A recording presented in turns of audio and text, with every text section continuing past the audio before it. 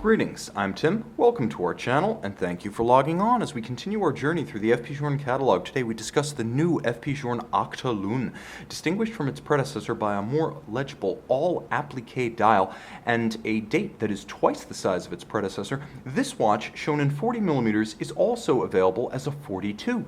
You can see on the wrist, we're going to do a quick wrist shot. Fit is fundamental, and this one fits easily. As a 40 or a 42, the timepiece is slim in profile. Here you can see 10.5mm thick with a generously domed bezel that slides easily under a cuff. The watch is constrained lug-to-lug 48mm with tightly downturned lugs, almost 90 degrees from the case bound. They arc around the wrist, and you will note because of the curved spring bars which can pull straight down, the watch is able to articulate its strap all the way around the tight curve of a small wrist. Spacing is 20mm should you wish to accessorize with an FP Journe strap, but consider the standard fitment as it is richly appointed. Large rectangular scale alligator leather, semi-gloss, monotone stitch, folded edge. Of course, on the underside, alligator again, small, circular scale. For durability, in contrast to calfskin, which is typically used on the underside of luxury straps, alligator leather, a little bit more expensive, a lot more durable, ensuring long-wearing durability of this strap. Long-wearing and easily removed. When you wish to swap, simply pull the tool-free spring tabs and remove the straps without resort to tools.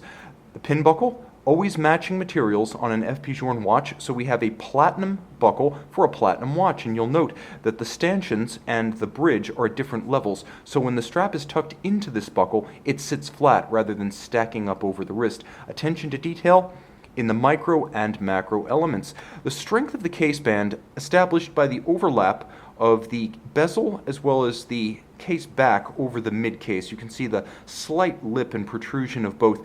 The mid case sweeping, dramatic, slim and elegant. The taper of the lugs emphasized by the near 90-degree downturn from the horizontal, and there's a little bit of tumble home from the center to the side. The bezel, all of high polish, matching the finish across the majority of the case, and you will note the dial remarkably rich in its detailing. We'll talk about the main changes. The date is bigger, twice as much surface area as the prior Octa Lune. You will note that the dial, now all applique featuring raised and applied Arabic numerals, polished hands in the characteristic Journe biomorphic fashion, bolts fixing the bezel of the time display, as well as the dial itself. These dial side visible bolts, black polished, characteristic of FP Journe's wristwatches since the establishment of his eponymous brand in 1999. The same characteristic hand form, but in blued format, tracing a 0 to 120 hour power reserve, stepped apertures to smooth the transition from the white gold dial base to the indications for the moonphase in a beautifully blue cosmos finish, and the double-digit date at 12 o'clock. Turn everything over. You can see the characteristic knurled FP Journe double dimple crown and the latest caliber 1303. The changes to the 1303 versus the original, including ceramic rotor bearings, unidirectional winding. You'll note a 22-karat gold winding mass and reduced dead angle. All of these features combining to make the watch a more vigorous winder, so if you are a desk commando, this watch will keep itself energized robustly with only the slightest movements. Still, 120-hour power reserve.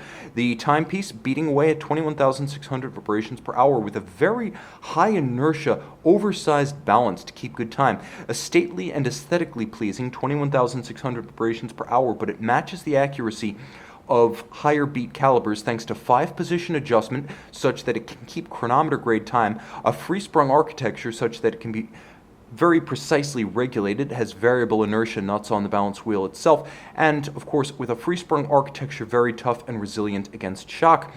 A number of different finishes present across the movement, a Grand Doge or barley corn across the 22-karat gold winding mass, circular Côte de Genève across the bridges, as well as a micro perlage on the base plate and a larger engine-turned perlage overlapping above the plane of the bottom.